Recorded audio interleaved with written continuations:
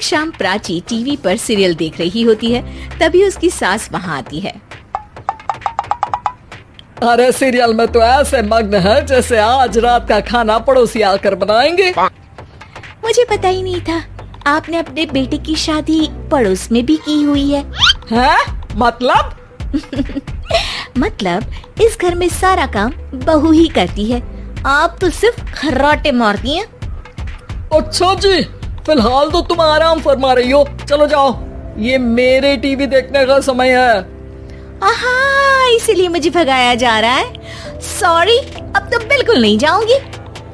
प्राची की इस बात पर दोनों सास बहू के बीच टीवी रिमोट के पीछे बच्चों जैसी छीना झपटी शुरू हो जाती है, जिसके बीच श्लोक भी काम से घर वापस आ जाता है।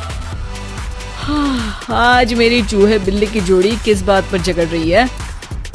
अरे तेरे बीवी मुझे टीवी ही नहीं देखने दे रही। अरे तुम्हारी मम्मी मुझे खाना बनाने के लिए फोर्स कर रही है। अरे वाह, ऐसे बेतुके रीजन पर तो बच्चे भी झगड़ा नहीं करते। अरे मुझे कुछ मत बोल, सब इसने ही शुरू किया है। हाँ हाँ, जैसे आप तो बहुत दूध की धूली है ना। अरे बस दोनों चुप। प्राची जाओ, खाने की तैयारी करो। और माँ तो छोड़ो, तुम्हें क्या बोलूं, शांति से अपना सीरियल देखो, मुझे दोबारा लड़ने की आवाज सुनाई नहीं देनी चाहिए। ऐसा बोलकर श्लोक वहाँ से चला जाता है, जिसके पीछे पीछे प्राची भी कुछ न कुछ बड़बड़ाते हुए रसोई में चली जाती है। हाँ हाँ, सासू जी को तो कुछ बोलेंगे ही नहीं, बस मुझ पर ही हुक्म चलता है, खाना बनाओ, जैसे मैं इनके घर में खाना बनाने के लिए आई हूँ। इसी तरह शाम बीतती है और रात को श्लोक और प्राची की सास खाना खाकर सोने चले जाते हैं, लेकिन प्राची गुस्से में कुछ खाए बिना काम में ही लगी रहती है। इस घर में किसी को घंटा फिक्र नहीं पड़ता, मैं खाऊं या भूखी रहूं। प्राची कुछ देर के लिए रसोई से बाहर जाती है और जैसे ही वापस आती है तो वहाँ दूध का भरा ग्लास देखकर हैरान रह जाती है। फिक्र पूरी है, बस दिखाना नहीं है।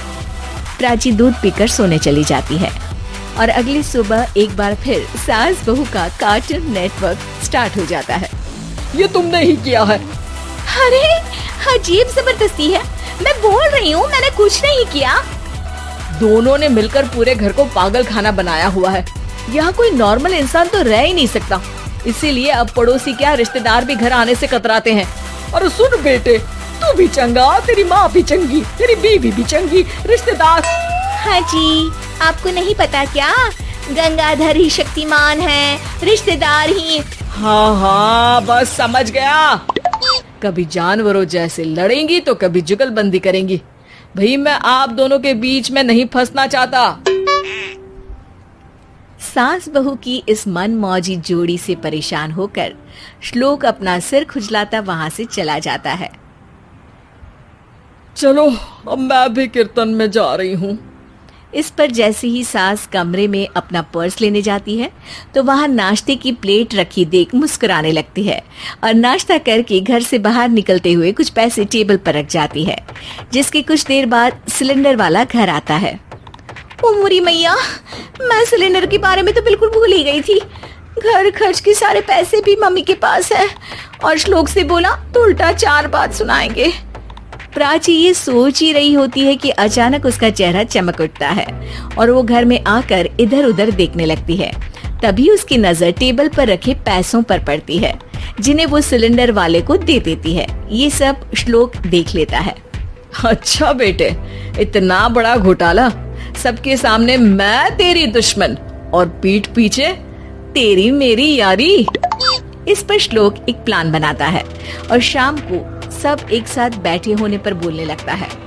माँ, तुम दोनों की बहुत लड़ाई होती है, इसलिए मैं सोच रहा हूँ कि प्राची को उसके घर छोड़ाऊं, इससे वो भी खुश रहेगी और तुम भी। अचानक श्लोक की ये बात सुनकर सास बहू शौक से उसकी तरफ देखती है। अरे ऐसे कैसे घर छोड़ाओगे, मुझे कहीं नहीं जाना। अरे तुमने बोला नहीं पर मैंने सुन लिया, तुम्हें मम्मी के साथ रहना अच्छा नहीं लगता, मुझे पता है। अरे वो अरे, जब बहू खुद कुछ काम बोले तो वो तुझे सुनता नहीं, और अब जो इसने बोला ही नहीं वो तू समझ गया। जब उसे नहीं जाना तो फिर जबरदस्ती क्यों कर रहा है? अच्छा, फिर आपको मौसी के घर छोड़ाता हूँ, बस अब आप दोनों एक घर में एक छत के नीचे नहीं रह सकते। मैं इस टॉम एंड जेरी की जोड़ी को और नहीं झेल सकता। है? ऐसे कैसे नहीं रह सकते? तुम्हें इतनी दिक्कत है तो तुम्हारा बोरिया बिस्तर पैक कर देती हूँ, लेकिन मम्मी जी कहीं नहीं जाएंगी। बिल्कुल यही सुनना था मुझे। अगर दोनों में इतना ही प्यार है फिर हर वक्त ये लड़ाई का नाटक क्यों करती हो? देखा मैंने कैसे माँ किचन में दूध रखती है और तुम उनके लिए कमरे में नाश्ता रखती हो, और कैसे वो पहले ही तुम्हारी दिक्कत समझकर घर में पैसे रखकर बाहर जाती है। अरे भाई, इतना ड्रामा तो डेली सोप में भी नहीं होता जितना तुम दोनों ने इस घर में फैलाया हुआ है। तू हमें टॉम एंड जेरी बोलता है ना, तो याद कर वो दोनों भी एक दूसरे को बाहर वालों की बुरी नजर से बचाने के लिए हमेशा सबके सामने लड़ते थे, लेकिन अकेले में दिक्कत के समय मदद भी तो करते थे।